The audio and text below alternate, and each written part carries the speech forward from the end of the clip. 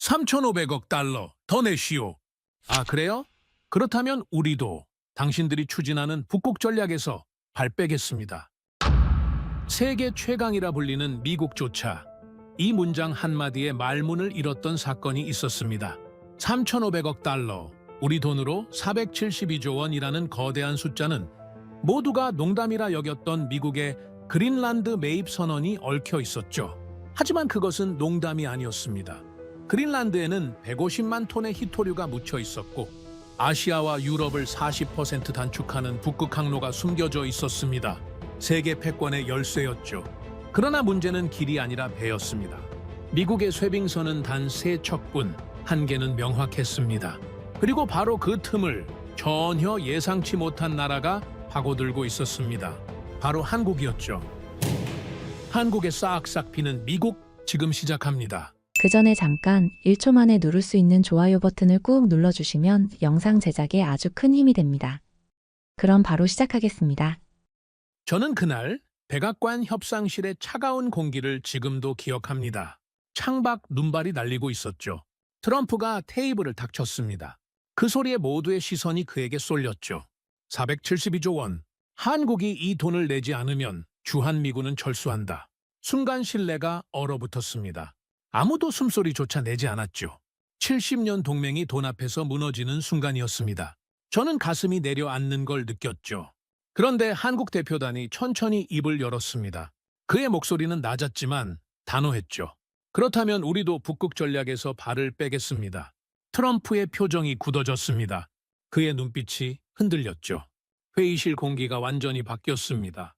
저는 그 순간 뭔가 거대한 판이 뒤집히고 있다는 걸 직감했습니다. 북극? 대체 무슨 의미입니까? 저는 찰스 블레이크입니다. 전직 미 해군 장교였고 북극 작전에 20년 넘게 참여했죠. 알래스카 앞바다에서 러시아 잠수함을 추적했고 베링 해협에서 조난 선박을 구조하기도 했습니다. 얼음바다의 무서움을 온몸으로 체험한 사람이죠. 지금은 워싱턴 DC 싱크탱크에서 해양 안보 전략을 연구합니다. 미 의회에 자문하고 CNN과 BBC에도 자주 출연했죠. 북극이라는 단어만 나오면 제가 가장 먼저 떠오르는 전문가입니다. 그런 제가 그날 회의실에 배석한 이유는 간단했습니다. 북극 전략 자문이었죠. 그러나 그 회의는 제 예상과 전혀 달랐습니다. 북극이라는 단어를 듣는 순간 저는 알았습니다. 이건 단순한 외교 협상이 아니라는 걸 말입니다. 472조 원. 그 숫자가 제 머릿속을 맴돌았습니다. 한국 GDP의 20%가 넘는 금액이었죠. 이건 협상이 아니라 협박이었습니다. 계산을 해봤습니다. 한국의 1년 국방 예산이 약 55조 원입니다. 트럼프가 요구한 돈은 그것의 거의 9배였죠. 도대체 어떤 나라가 이 돈을 감당할 수 있겠습니까? 트럼프는 동맹을 인질로 잡았습니다. 70년 동맹국에게 칼을 들이댄 거죠. 저는 미국인으로서 자부심이 있었지만 그 순간만큼은 치밀어 오르는 분노를 느꼈습니다. 어떻게 이럴 수 있습니까? 회의실 테이블은 긴 타원형이었습니다. 한쪽 끝에 트럼프가 앉았고 반대편에 한국 대표단이 자리했죠. 양측 사이의 거리는 불과 몇 미터였지만 그 간격이 마치 태평양처럼 느껴졌습니다.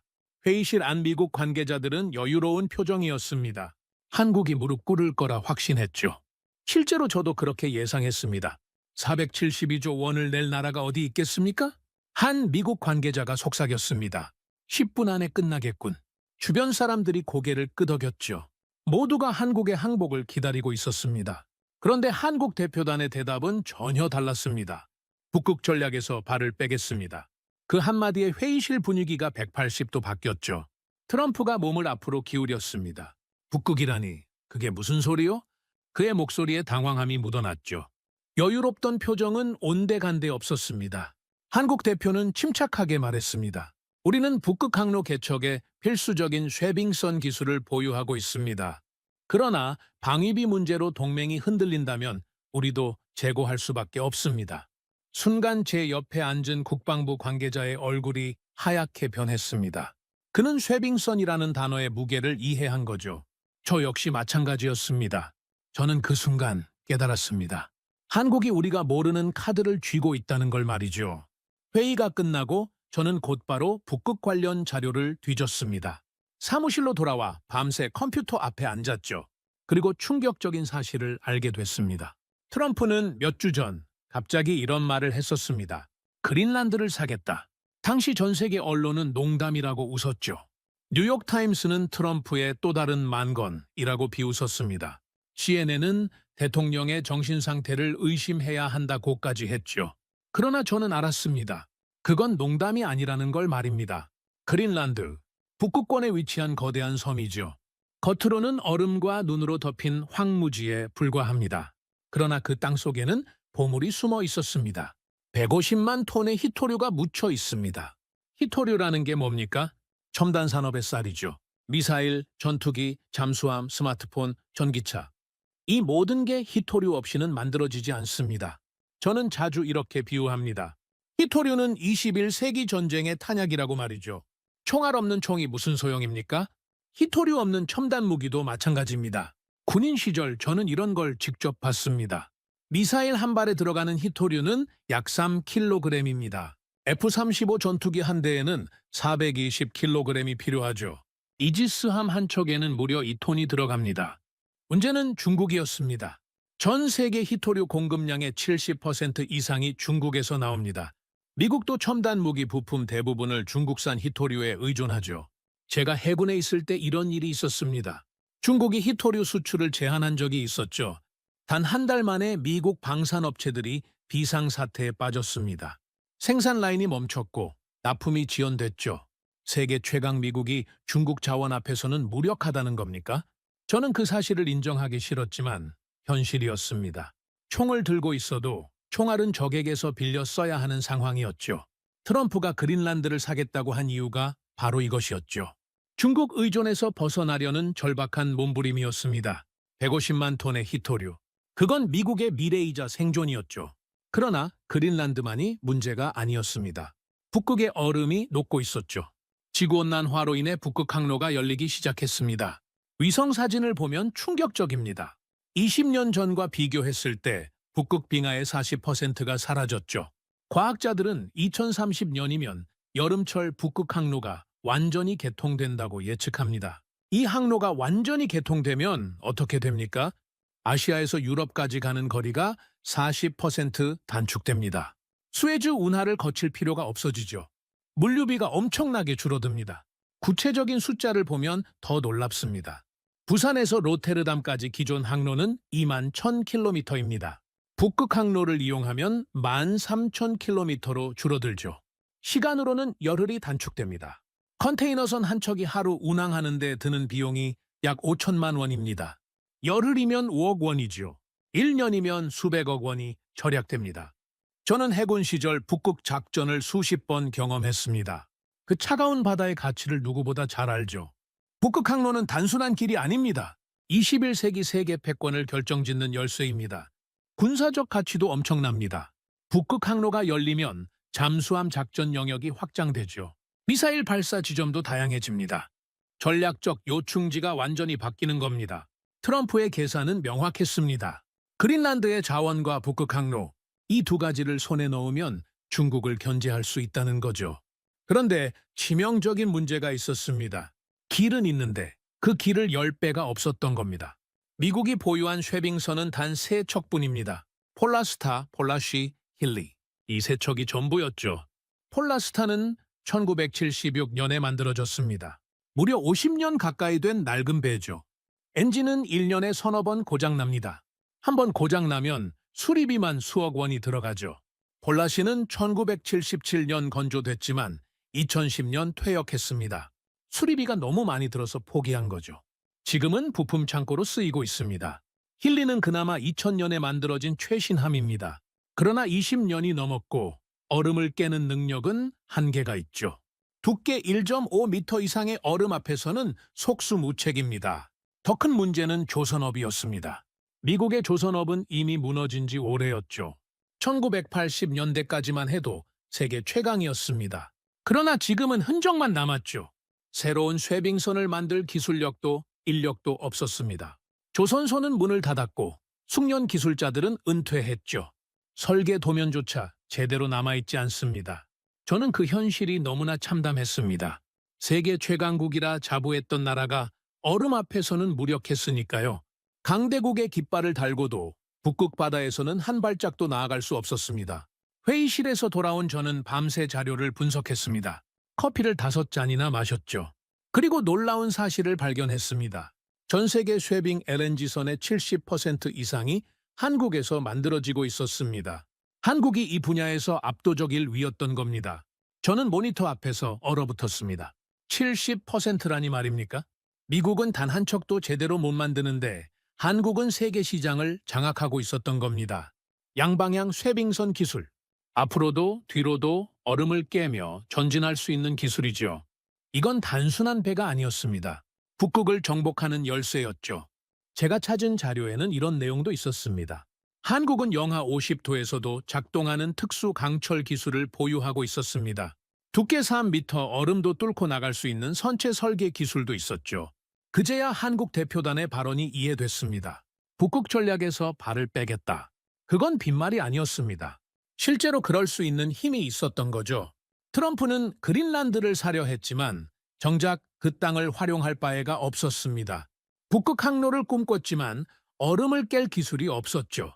자원도 있고 길도 있지만 그걸 이용할 수단이 없었던 겁니다.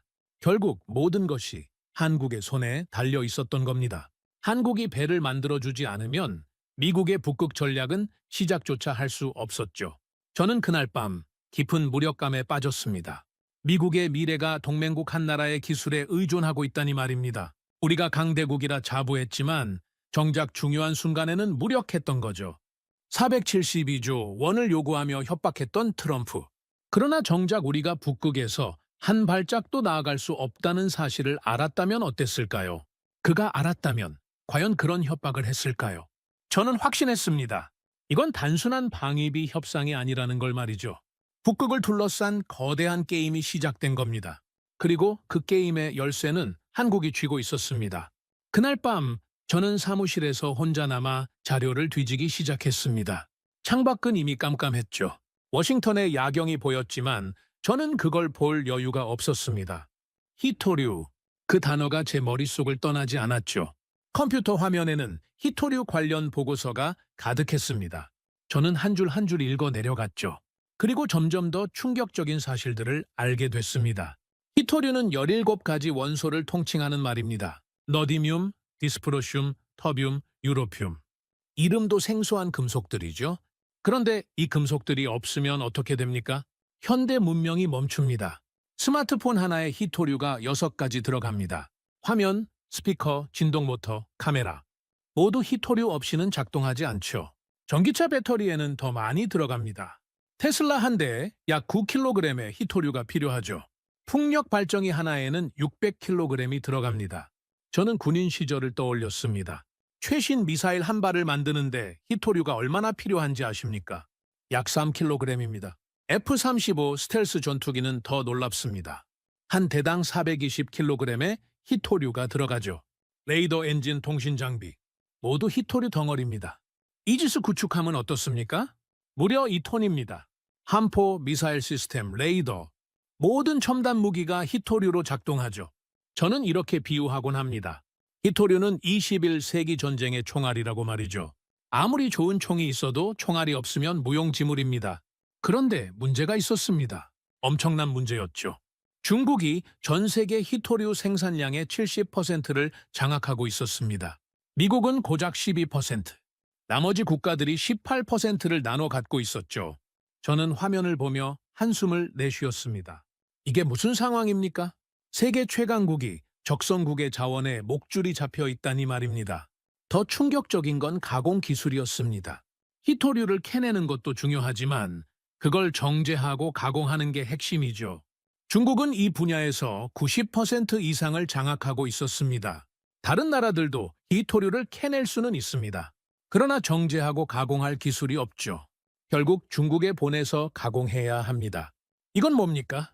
적에게 총알을 만들어 달라고 부탁하는 꼴입니다. 저는 2010년에 있었던 일을 떠올렸습니다. 중국과 일본 사이에 센카쿠 열도 분쟁이 있었죠.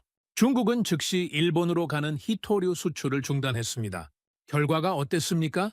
일본의 첨단 산업이 마비됐습니다. 토요타, 소니, 파나소닉 모든 공장이 생산을 멈췄죠. 단 석 달 만에 일본은 무릎을 꿇었습니다. 센카쿠 문제에서 한 발 물러섰죠. 히토류 한 방에 굴복한 겁니다. 미국도 마찬가지였습니다. 2019년 미중 무역전쟁 때 중국이 히토류 카드를 꺼냈죠. 미국의 히토류 수출을 제한하겠다. 그 한마디에 미국 방산업체들이 발칵 뒤집혔습니다. 로키드 마틴, 보잉, 레이시온 모두 비상사태를 선포했죠. 저는 당시 국방부 회의에 참석했었습니다. 한 장성이 이렇게 말했죠. 중국이 히토류를 끊으면 우리는 6개월 안에 무기 생산이 중단됩니다. 6개월입니다. 세계 최강 미군이 반년 만에 무력화된다는 겁니까? 저는 그 말을 듣고 경악했습니다. 총을 들고 있어도 총알을 적에게서 빌려야 하는 상황. 이보다 더 치욕적인 게 어디 있습니까? 저는 컴퓨터 화면을 바라보며 주먹을 쥐었습니다. 미국은 이 상황에서 벗어나야 했습니다. 그게 바로 트럼프가 그린란드를 사려고 한 이유였죠. 그린란드. 덴마크령인 이 거대한 섬에는 150만 톤의 히토류가 묻혀 있습니다. 이건 중국 매장량의 약 3분의 1에 해당하죠. 만약 그린란드를 손에 넣으면 어떻게 됩니까? 미국은 중국 의존에서 벗어날 수 있습니다. 자체적으로 히토류를 생산할 수 있죠. 트럼프의 계산은 명확했습니다. 그린란드를 매입해서 히토류를 확보한다. 그러면 중국을 견제할 수 있다. 전 세계 언론은 트럼프를 비웃었습니다. 미친 소리다. 그린란드를 사겠다니 정신이 나갔나? 그러나 저는 달랐습니다. 저는 군인 출신입니다. 전략적 가치를 누구보다 잘 알죠. 그린란드는 단순한 얼음섬이 아니었습니다. 21세기 패권을 결정짓는 보물섬이었죠. 그런데 그린란드에는 히토류만 있는 게 아니었습니다. 또 다른 보물이 숨어 있었죠. 북극 항로입니다. 저는 다른 자료를 열었습니다. 북극 빙하 감소 추세 그래프가 나타났죠. 그래프는 가파르게 하락하고 있었습니다. 지구온난화로 인해 북극의 얼음이 빠르게 녹고 있었습니다. 20년 전과 비교하면 40%가 사라졌죠. 과학자들은 2030년이면 여름철 북극 항로가 완전히 열린다고 예측합니다. 이 항로가 열리면 어떻게 됩니까? 세계 지도가 완전히 바뀝니다. 저는 지도를 펼쳐놓고 항로를 그려봤습니다. 부산에서 로테르담까지 기존 항로는 2만 1000km입니다. 남중국해를 거쳐 인도양을 지나 수에즈 운하를 통과하죠. 시간으로는 약 35일이 걸립니다. 그런데 북극 항로를 이용하면 어떻게 됩니까? 13,000km로 줄어듭니다. 시간은 25일, 무려 열흘이 단축되는 겁니다. 열흘이 뭐가 대수냐고 생각할 수 있습니다. 그러나 물류업계에서 열흘은 엄청난 겁니다. 컨테이너선 한 척이 하루 운항하는 데 드는 비용이 5천만 원입니다. 열흘이면 5억 원이죠. 1년이면 수백억 원이 절약됩니다. 전 세계 해운 물동량을 계산해보면 더 놀랍습니다. 매년 약 12억 톤의 화물이 아시아와 유럽을 오갑니다. 북극 항로가 열리면 이 중 30%가 이동할 거라고 예측되죠. 이건 단순한 물류비 절감이 아닙니다. 세계 경제 판도를 바꾸는 겁니다. 저는 해군 시절 북극 작전을 수십 번 경험했습니다. 베링 해협에서 얼음과 싸웠고 알래스카 앞바다에서 조난 선박을 구조했죠. 북극의 가치를 누구보다 잘 압니다. 북극 항로는 경제적 가치만 있는 게 아닙니다. 군사적 가치가 더 큽니다. 북극 항로가 열리면 잠수함 작전 영역이 확장됩니다. 미사일 발사 지점도 다양해지죠. 전략적 요충지가 완전히 바뀌는 겁니다. 러시아와 중국도 이미 북극 진출을 본격화하고 있었습니다. 러시아는 북극의 군사기지를 여러 개 건설했죠. 중국은 빙상 실크로드라는 이름으로 북극 항로 개척에 나섰습니다. 트럼프의 그린란드 매입 시도는 이 모든 걸 고려한 겁니다. 히토류 확보와 북극 항로 장악, 두 마리 토끼를 동시에 잡으려 한 거죠. 저는 트럼프의 전략을 이해했습니다. 그린란드만 손에 넣으면 미국은 다시 패권국이 될 수 있었죠. 중국을 견제하고 북극을 장악할 수 있었습니다. 그런데 치명적인 문제가 하나 있었습니다. 아주 심각한 문제였죠. 땅은 살 수 있습니다. 자원도 캘 수 있습니다. 그러나 그 자원을 운반할 배가 없었던 겁니다. 북극 항로를 열려면 쉐빙선이 필수입니다. 두껍게 얼어붙은 얼음을 깨고 나가야 하죠. 그런데 미국에는 제대로 된 쉐빙선이 없었습니다. 미국이 보유한 쉐빙선은 단 3척입니다. 폴라스타는 1976년에 만들어진 50년 가까이 된 배죠. 1년에 서너 번씩 고장납니다. 폴라시는 2010년에 퇴역했습니다. 지금은 부품 창고로 쓰이고 있죠. 힐리는 그나마 2000년에 만들어진 최신함입니다. 그러나 두께 1.5m 이상의 얼음 앞에서는 속수무책이죠. 북극 얼음은 평균 2m에서 3m입니다. 미국의 쇠빙선으로는 뚫고 나갈 수가 없습니다. 더 큰 문제는 새로운 배를 만들 수 없다는 겁니다. 미국의 조선업은 이미 무너졌죠. 1980년대 이후 대부분의 조선소가 문을 닫았습니다.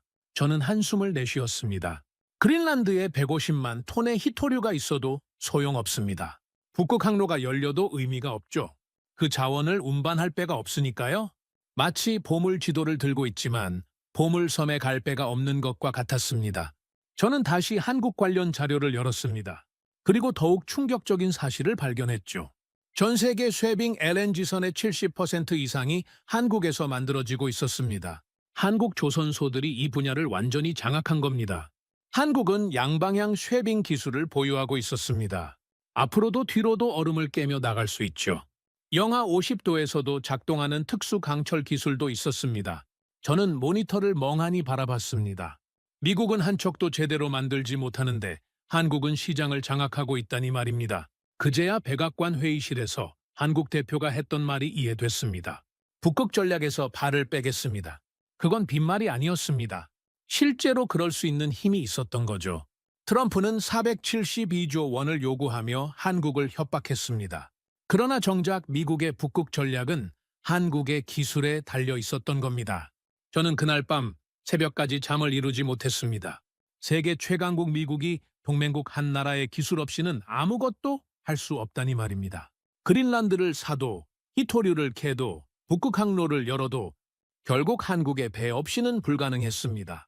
저는 창밖을 바라보며 중얼거렸습니다. 이 게임의 열쇠는 처음부터 한국이 쥐고 있었구나. 이틀 후 저는 알래스카로 향하는 군용기에 몸을 실었습니다. 미 해군이 북극 쇠빙선 시험 항해를 진행한다는 소식을 들었죠. 저는 자문위원 자격으로 참관하게 됐습니다. 비행기 창밖으로 끝없는 빙하가 보였습니다. 하얀 얼음이 수평선까지 펼쳐져 있었죠. 아름답지만 동시에 두려운 풍경이었습니다. 앵커리지 기지에 도착했을 때 차가운 바람이 얼굴을 때렸습니다. 영하 20도. 숨을 쉴 때마다 입김이 하얗게 피어올랐죠. 부두에는 미국의 쇠빙선 폴라스타가 정박해 있었습니다. 1976년에 건조된 배죠. 제가 태어나기도 전에 만들어진 겁니다. 가까이 다가가자 배의 상태가 보였습니다. 선체 곳곳에 녹이 슬어 있었죠. 페인트는 벗겨져 있었고 용접 자국이 여기저기 보였습니다. 한 해군 장교가 저를 맞이했습니다. 블레이크 대령님, 오신 걸 환영합니다. 그는 제 해군 시절 계급으로 불렀죠. 배 상태는 어떻습니까? 저는 선체를 바라보며 물었습니다. 솔직히 말씀드리면 좋지 않습니다. 그의 목소리가 낮아졌죠. 지난달에도 엔진이 고장나서 이 주일이나 수리했습니다. 저는 고개를 끄덕였습니다. 예상했던 대답이었죠. 배에 올랐을 때 오래된 기계 냄새가 코를 찔렀습니다. 복도는 좁았고 벽면은 낡아 있었죠. 함교로 올라가는 계단은 삐걱거렸습니다. 함교에 들어서자 선장이 저를 맞이했습니다. 블레이크 씨, 뵙게 되어 영광입니다. 그는 악수를 청했죠. 시험 항해 계획은 어떻게 됩니까? 저는 바로 본론으로 들어갔습니다. 베링 해협 북쪽으로 향할 예정입니다. 선장이 지도를 가리켰죠. 얼음 두께가 평균 2m 정도 되는 지역입니다. 2m. 폴라스타의 한계 지점이었습니다. 출항 준비가 시작됐습니다. 선원들이 분주하게 움직였죠. 엔진이 돌아가는 소리가 들렸습니다. 저는 함교 창밖을 바라봤습니다. 부두가 점점 멀어지고 앞에는 얼음 바다가 펼쳐졌죠. 처음 몇 시간은 순조로웠습니다. 배는 천천히 전진했고 얼음을 깨며 나갔죠. 선체가 얼음과 부딪힐 때마다 둔탁한 소리가 났습니다. 속도는 어떻습니까? 저는 항해사에게 물었습니다. 시속 5노트입니다. 그가 대답했죠. 시속 5노트. 시속 9km 정도입니다. 사람이 빨리 걷는 속도보다 조금 빠른 수준이죠. 저는 한숨을 내쉬었습니다. 이 속도로 북극 항로를 운영한다는 게 가능합니까? 오후가 되자 얼음이 두꺼워지기 시작했습니다. 선장이 쌍안경으로 앞을 살폈죠. 얼음 두께가 1.8m 정도로 보입니다. 1.8m. 폴라스텍에는 벅찬 두께였습니다. 전진합니다. 선장이 명령했죠. 배가 얼음벽을 향해 나아갔습니다. 쿵! 선체가 얼음과 부딪혔죠. 배가 흔들렸습니다. 저는 손잡이를 잡았죠.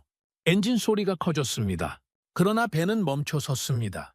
얼음벽 앞에서 더 이상 전진하지 못했죠. 후진 후 재돌진합니다. 선장이 다시 명령했습니다. 배가 뒤로 물러났습니다. 그리고 다시 전진했죠. 쿵! 더 큰 충격이 왔습니다. 배가 심하게 흔들렸습니다. 함교 안 물건들이 떨어졌죠. 저는 벽을 붙잡았습니다. 그때였습니다. 쾅! 선체 깊은 곳에서 금속이 갈라지는 소리가 들렸죠. 선장의 얼굴이 하얗게 변했습니다. 엔진실에 연락하십시오. 그가 소리쳤죠. 무정이에서 다급한 목소리가 흘러나왔습니다. 선체에 균열이 발생했습니다. 물이 새고 있습니다. 저는 그 순간 심장이 멎는 듯 했습니다. 북극 한가운데에서 선체가 갈라졌다는 겁니까? 비상펌프 가동! 선장이 명령했습니다. 선원들이 뛰어다니기 시작했죠. 비상등이 켜졌고 경보음이 울렸습니다. 저는 함교 창밖을 바라봤습니다. 사방이 얼음뿐이었죠. 가장 가까운 육지까지는 100km 이상. 헬기가 오려면 최소 30분은 걸립니다. 상황이 어떻습니까? 저는 선장에게 물었습니다. 균열은 작지만 물이 계속 새고 있습니다. 그의 목소리가 떨렸죠. 펌프로 막고 있지만 오래 버티기 어렵습니다. 저는 그 순간 깨달았습니다. 세계 최강국의 쉐빙선이 얼음 앞에서 이렇게 무력하다는 걸 말이죠. 다행히 펌프가 작동했습니다. 물은 막혔고 배는 천천히 회항을 시작했죠. 그러나 돌아오는 내내 저는 불안했습니다. 언제 또 선체가 갈라질지 모르니까요. 6시간 후 우리는 앵커리지 기지로 돌아왔습니다. 살아서 돌아온 게 다행이었죠. 부두에 도착하자마자 기술팀이 배를 점검했습니다. 저도 함께 선체를 살폈죠. 균열은 생각보다 심각했습니다. 용접 부위가 완전히 벌어져 있었죠. 차가운 온도에 금속이 약해진 겁니다. 수리 가능합니까? 저는 기술 책임자에게 물었습니다. 가능은 합니다만 최소 6개월은 걸릴 겁니다. 그가 한숨을 쉬었죠. 비용도 만만치 않습니다. 30억 원은 들 것 같습니다. 6개월, 30억 원. 단 하루 항해를 위해 말입니까? 저는 더 이상 말을 잇지 못했습니다. 다음 날 저는 시애틀로 이동했습니다. 미국의 마지막 대형 조선소를 방문하기 위해서였죠. 시애틀 항구에 도착했을 때 을씨년스러운 풍경이 펼쳐졌습니다. 거대한 크레인들이 서 있었지만 움직이지 않았죠. 녹이 슬어 있었습니다. 조선소 안으로 들어갔습니다. 텅 비어 있었죠. 작업자는 몇 명 보이지 않았습니다. 한 관리자가 저를 안내했습니다. 이곳이 우리 조선소입니다. 그의 목소리에는 자부심이 없었죠. 대형 선박 건조가 가능합니까? 저는 직접적으로 물었습니다. 예전에는 가능했습니다. 그가 쓴웃음을 지었죠. 그러나 지금은 어렵습니다. 왜 그렇습니까? 기술자가 없습니다. 그가 한숨을 쉬었죠. 1980년대까지만 해도 2,000명이 넘는 숙련공이 있었습니다. 지금은 100명도 안 됩니다. 저는 주변을 둘러봤습니다. 도크는 비어 있었고 설비는 낡아 있었죠. 쉐빙선 건조 경험은 있습니까? 저는 핵심 질문을 던졌습니다. 없습니다. 그의 대답은 단호했죠. 쉐빙선은 일반 선박과 완전히 다릅니다. 특수 강철이 필요하고 설계 기술도 다릅니다. 새로 배울 수는 없습니까? 불가능합니다. 그가 고개를 저었죠. 설계 도면도 없고 기술 전수할 사람도 없습니다. 처음부터 다시 시작해야 하는데 그러려면 10년은 걸릴 겁니다. 10년! 저는 만견자실했습니다. 한국이나 중국 조선소와 비교하면 어떻습니까? 저는 물었습니다. 비교 자체가 안 됩니다. 그가 쓴웃음을 지었죠. 한국은 세계 최고 수준의 조선 기술을 보유하고 있습니다. 우리는 그들의 발끝에도 못 미칩니다. 저는 그 말을 듣고 가슴이 무너지는 걸 느꼈습니다. 세계 최강국이라 자부했던 미국이 배 한 척 제대로 못 만든다니 말입니까? 조선소를 나오며 저는 항구를 바라봤습니다. 예전에는 이곳에서 항공모함과 잠수함이 만들어졌죠. 세계를 호령하던 미 해군의 함선들이 태어난 곳이었습니다. 그러나 지금은 폐허나 다름없었습니다. 영광은 과거의 것이 됐죠. 일주일 후 저는 워싱턴으로 돌아왔습니다. 국방부에서 북극 전략회의가 열렸죠. 회의실에는 장성들과 고위 관료들이 모여 있었습니다. 모두 심각한 표정이었죠. 한 해군 제독이 보고를 시작했습니다. 폴라스타 시험 항해 결과 북극 작전 수행 능력이 심각하게 부족한 것으로 확인됐습니다. 회의실이 술렁거렸죠. 새로운 쇠빙선 건조 계획은 어떻습니까? 한 국방부 차관이 물었습니다. 현실적으로 불가능합니다. 제독이 고개를 저었죠. 기술력도 부족하고 조선소 역량도 없습니다. 설령 시작한다 해도 10년 이상 걸릴 것입니다. 10년. 다시 그 숫자가 나왔습니다. 옆에 앉은 한 장성이 제게 속삭였습니다. 블레이크, 우리는 땅은 있어도 그 땅을 활용할 수단이 없어. 저는 그 말을 듣고 뭐라 대답할 수가 없었습니다. 그 말이 정확히 현실을 짚었으니까요. 그린란드를 사도 히토류를 캐도 북극 항로가 열려도 정작 그것을 운반할 배가 없었습니다. 한국에 의뢰하는 건 어떻습니까? 한 관료가 조심스럽게 제안했습니다. 한국이 응할까요? 다른 사람이 반문했죠. 우리가 472조 원을 요구했는데 말입니다. 회의실이 침묵에 빠졌습니다. 모두가 난처한 표정을 지었죠. 저는 그 순간 깊은 무력감에 빠졌습니다. 미국의 미래가 동맹국 한 나라의 선택에 달려있다니 말입니까? 회의가 끝나고 밖으로 나왔을 때 한 장성이 제게 다가왔습니다. 블레이크, 솔직히 말해보게. 그가 낮은 목소리로 물었죠. 우리가 북극에서 이길 수 있을까? 저는 잠시 망설였습니다. 그리고 솔직하게 대답했죠. 지금 상태로는 불가능합니다. 그의 얼굴이 어두워졌습니다. 저도 마찬가지였죠. 워싱턴의 겨울 하늘은 잔뜩 흐려 있었습니다. 차가운 바람이 불었죠. 저는 그날 처음으로 미국의 한계를 절실히 느꼈습니다. 강대국의 깃발을 들고 있어도 북극 앞에서는 무력했던 겁니다. 폴라스타는 얼음벽 앞에서 무너졌습니다. 조선소는 텅 비어 있었죠? 기술자는 사라졌고 도면은 없었습니다. 그린란드를 사려 했던 트럼프의 야심은 좌초할 수밖에 없었습니다. 배가 없으니까요. 저는 사무실로 돌아와 창밖을 바라봤습니다. 백악관이 보였죠. 권력의 중심, 세계 최강국의 심장. 그러나 그 심장도 북극 앞에서는 힘이 없었습니다. 저는 그날 밤 깊은 고민에 빠졌습니다. 미국이 다시 일어서려면 어떻게 해야 할까요? 답은 하나뿐이었습니다. 한국이었습니다. 한국의 기술, 한국의 조선소, 한국의 쉐빙선. 그것 없이는 미국의 북극 전략도 미래도 없었습니다. 저는 처음으로 진심으로 인정했습니다. 이 게임에서 주도권은 우리에게 없다는 걸 말이죠. 3주 후 저는 인천공항에 도착했습니다. 한국에 온 건 이번이 처음이었죠. 공항 밖으로 나오자 차가운 바람이 불었습니다. 택시를 타고 울산으로 향했습니다. 한국의 거대 조선소가 있는 곳이죠. 창밖으로 고속도로 풍경이 스쳐 지나갔습니다. 저는 솔직히 기대하지 않았습니다. 한국 조선소가 세계 1위라고는 하지만 직접 보기 전까지는 믿기 어려웠죠. 미국인으로서의 자존심도 있었습니다. 그러나 울산 조선소 앞에 도착했을 때 저는 말을 잃었습니다. 거대한 크레인들이 하늘을 찌를 듯 솟아 있었습니다. 그 규모가 시애틀 조선소와는 비교도 안 됐죠. 10배, 아니 20배는 더 컸습니다. 조선소 정문으로 들어서자 안내자가 저를 맞이했습니다. 블레이크님, 환영합니다. 그는 유창한 영어로 말했죠. 여기가 조선소 전체입니까? 저는 물었습니다. 아닙니다. 그가 웃었죠. 이건 1구역입니다. 전체는 이것의 3배 정도 됩니다. 샘 베이. 저는 입이 떡 벌어졌습니다. 안내자를 따라 조선소 안으로 들어갔습니다. 눈앞에 펼쳐진 광경은 충격 그 자체였죠. 수십 척의 배가 동시에 건조되고 있었습니다. 컨테이너선, 유조선, LNG선, 모든 종류의 배가 만들어지고 있었죠. 작업자들이 개미떼처럼 움직였습니다. 용접 불꽃이 사방에서 터졌죠. 거대한 크레인이 수백 톤짜리 철판을 들어 올렸습니다. 저기 보이는 게 쉐빙 LNG선입니다. 안내자가 한 척의 배를 가리켰습니다. 저는 그 배를 향해 걸어갔습니다. 가까이 갈수록 그 크기가 실감났죠. 높이가 10층 건물만 했습니다. 선체는 검은색으로 칠해져 있었습니다. 선수 부분은 특이하게 설계되어 있었죠. 날카로우면서도 둔탁한 형태였습니다. 저 선수 설계가 핵심입니다. 안내자가 설명했죠.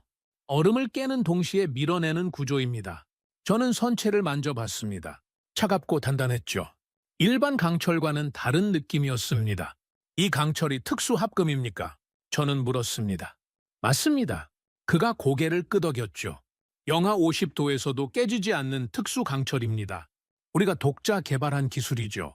영하 50도, 북극 한겨울 온도입니다. 두께 몇 미터의 얼음을 깰 수 있습니까? 저는 핵심을 물었습니다. 3미터까지 가능합니다. 그의 대답에 저는 숨이 막혔죠. 3미터요. 미국의 폴라스타는 1.5미터도 버거워하는데 이 배는 3미터를 뚫는다는 겁니까? 배에 올라가 보시겠습니까? 안내자가 물었습니다. 저는 망설임 없이 고개를 끄덕였습니다. 엘리베이터를 타고 갑판으로 올라갔습니다. 갑판에 서자 조선소 전체가 내려다 보였죠. 바닥까지 한눈에 들어왔습니다. 함교로 들어갔습니다. 최첨단 장비들이 가득했죠. 레이더, 항해 시스템, 통신 장비. 모든 게 디지털화돼 있었습니다. 이 배의 가장 큰 특징이 뭡니까?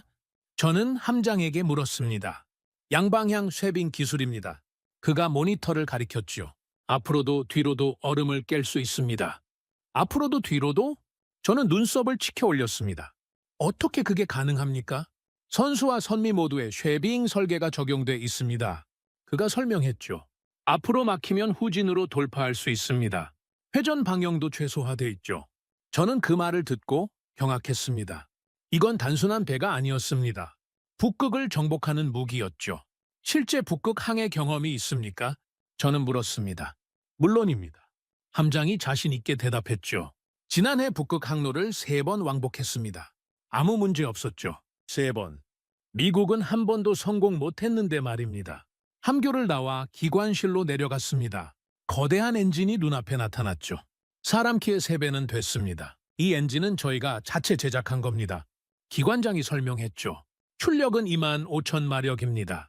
25,000마력. 폴라스타의 3배가 넘는 힘입니다. 고장은 자주 납니까? 저는 물었습니다. 거의 없습니다. 그가 웃었죠. 1년에 한두 번 정기 점검만 하면 됩니다. 1년에 한두 번. 폴라스타는 한 달에 한 번씩 고장 나는데 말입니다. 저는 기관실을 둘러보며 감탄했습니다. 모든 게 체계적이고 정밀했죠. 미국과는 차원이 달랐습니다. 현재 몇 척이나 운항 중입니까? 저는 안내자에게 물었습니다. 쇄빙 LNG선만 25척입니다. 그가 대답했죠. 전 세계 쇄빙선의 70% 이상이 우리가 만든 겁니다. 70%. 자료로 봤을 때는 믿기지 않았는데 직접 보니 현실이었습니다.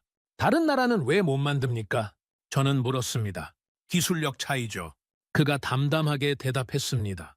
쇄빙선은 특수 강철, 엔진 기술, 선체 설계가 모두 완벽해야 합니다. 하나라도 부족하면 실패하죠. 저는 고개를 끄덕였습니다. 미국이 바로 그 경우였으니까요.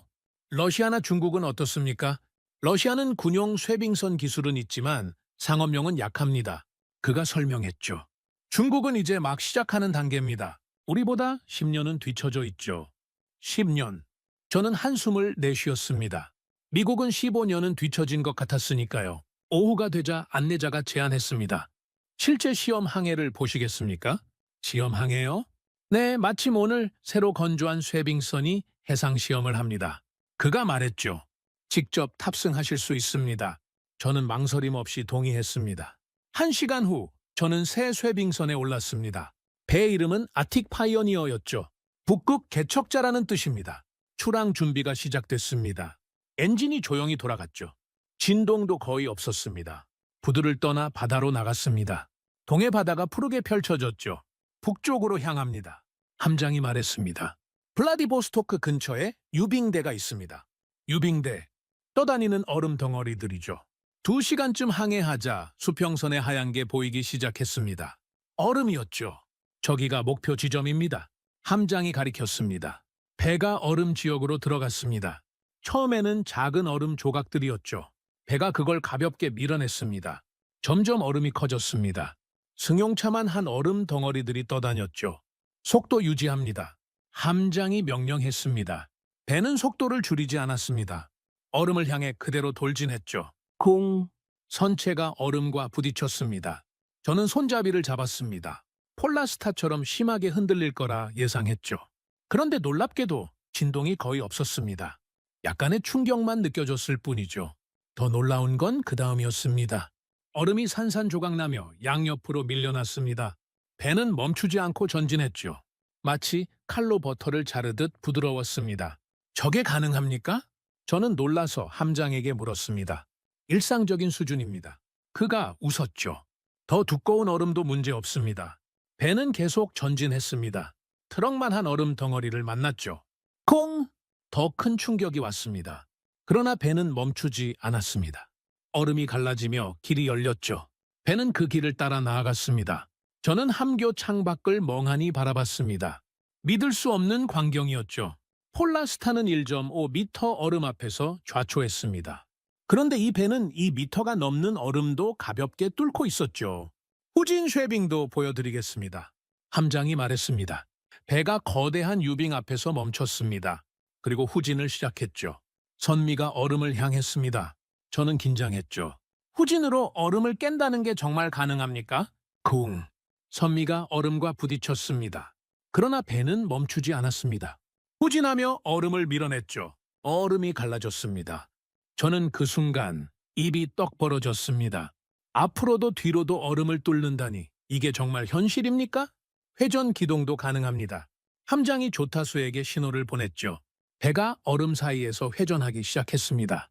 좁은 공간에서도 부드럽게 방향을 바꿨죠. 저는 경악을 금치 못했습니다. 이건 단순한 배가 아니었습니다. 얼음 위의 전투기였죠. 북극 한가운데서도 이렇게 움직입니까? 저는 물었습니다. 물론입니다. 함장이 자신있게 대답했죠.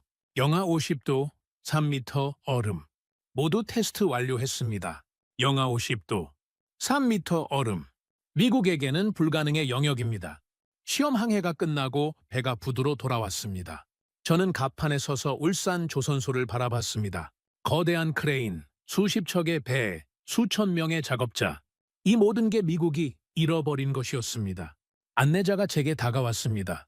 어떠셨습니까? 저는 한참을 말없이 서 있었습니다. 그리고 솔직하게 대답했죠. 충격입니다. 칭찬으로 들리는데요? 그가 웃었습니다. 칭찬이 아닙니다. 저는 고개를 저었죠. 인정입니다. 그의 표정이 진지해졌습니다. 미국은 3척의 낡은 쇠빙선밖에 없습니다. 저는 말을 이었죠. 그나마 제대로 작동하는 건 한 척뿐입니다. 알고 있습니다. 그가 조용히 대답했습니다. 그런데 한국은 25척을 운영하고 있죠. 저는 한숨을 내쉬었습니다. 게다가 그 배들은 우리 것보다 10배는 뛰어납니다. 과찬이십니다. 과찬이 아닙니다. 저는 단호하게 말했죠. 사실입니다. 그날 저녁 저는 호텔방에서 창밖을 바라봤습니다. 울산 항구의 야경이 보였죠. 수많은 배들이 불을 밝히고 있었습니다. 저는 오늘 하루 본 것들을 떠올렸습니다. 거대한 조선소, 최첨단 쉐빙선, 완벽한 기술력. 미국이 북극에서 꿈꾸던 모든 것이 여기 있었습니다. 그런데 그건 우리 것이 아니라 한국의 것이었죠. 저는 처음으로 진심으로 인정했습니다. 한국이 우리보다 앞서 있다는 걸 말이죠. 폴라스타는 얼음 앞에서 무너졌습니다. 그러나 한국의 쉐빙선은 얼음을 가볍게 뚫고 나갔죠. 미국 조선소는 텅 비어 있었습니다. 그러나 한국 조선소는 활기로 가득했죠. 미국은 10년이 걸려도 쉐빙선을 못 만듭니다. 그러나 한국은 1년에 수십 척을 만들어내고 있었죠. 저는 노트북을 열어 보고서를 작성하기 시작했습니다. 워싱턴에 보낼 보고서였죠. 제목은 이렇게 적었습니다. 한국 쉐빙선 기술 현황과 미국의 전략적 선택. 첫 문장은 이렇게 시작했습니다. 미국의 북극 전략은 한국 없이는 불가능하다. 저는 그 문장을 쓰고 잠시 멈췄습니다. 미국인으로서 인정하기 싫은 문장이었죠. 그러나 사실이었습니다. 트럼프는 472조 원을 요구하며 한국을 협박했습니다. 그러나 정작 미국의 미래는 한국의 손에 달려 있었던 겁니다. 그린란드를 사도, 히토류를 캐도, 북극 항로를 열어도 한국의 바해 없이는 아무 의미가 없었습니다. 저는 보고서를 마저 작성했습니다. 그리고 송신 버튼을 눌렀죠. 창밖을 다시 바라봤습니다. 울산의 밤은 여전히 밝았습니다. 조선소의 불빛이 하늘을 비추고 있었죠. 저는 그날 밤 깨달았습니다. 북극의 미래는 이미 한국이 쥐고 있다는 걸 말이죠. 울산에서의 경험은 충격이었습니다. 그러나 그건 시작에 불과했죠. 저는 한국의 쉐빙선이 실제 북극에서 어떻게 활약하는지 더 알고 싶었습니다. 일주일 후 저는 다시 한국을 찾았습니다. 이번에는 실제 북극 항해에 동행하기로 했죠. 한국 쉐빙 LNG선 아틱 스타호였습니다. 부산항에서 출항 준비가 한창이었습니다. 거대한 LNG 탱크가 배에 실렸죠. 러시아 북극에서 채굴한 천연가스를 유럽으로 운송하는 임무였습니다. 함장이 저를 맞이했습니다. 블레이크님, 탑승을 환영합니다. 그는 50대 초반으로 보였죠. 얼굴에는 수많은 항해의 흔적이 새겨져 있었습니다. 북극 항해는 몇 번째입니까? 저는 물었습니다. 이번이 12번째입니다. 그가 담담하게 대답했죠. 모두 성공적으로 완료했습니다. 12번. 미국은 한 번도 성공 못했는데 말입니다. 출항이 시작됐습니다. 배가 천천히 부산항을 떠났죠. 저는 갑판에 서서 한국의 해안선을 바라봤습니다. 이틀 후 우리는 동해를 지나 오호츠크해에 도착했습니다. 날씨가 점점 추워지기 시작했죠. 영하 10도. 내일부터 본격적인 얼음지대입니다. 함장이 말했습니다. 다음날 아침 창밖을 보니 수평선이 하얗게 변해 있었습니다. 얼음이었죠. 끝없이 펼쳐진 얼음바다. 시작합니다. 함장이 조타수에게 신호를 보냈습니다. 배가 얼음지대로 진입했습니다. 처음에는 얇은 얼음이었죠. 배가 가볍게 밀어냈습니다. 그러나 점점 얼음이 두꺼워졌습니다. 1미터요, 1.5미터요, 2미터요. 저는 긴장했습니다.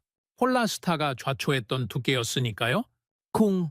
선체가 두꺼운 얼음과 부딪혔습니다. 저는 손잡이를 잡았습니다. 그러나 배는 흔들리지 않았죠. 약간의 진동만 느껴졌을 뿐입니다. 더 놀라운 건 그 다음이었습니다. 얼음이 산처럼 부서져 나갔죠. 배는 멈추지 않고 전진했습니다. 저게 정말 2미터 얼음입니까?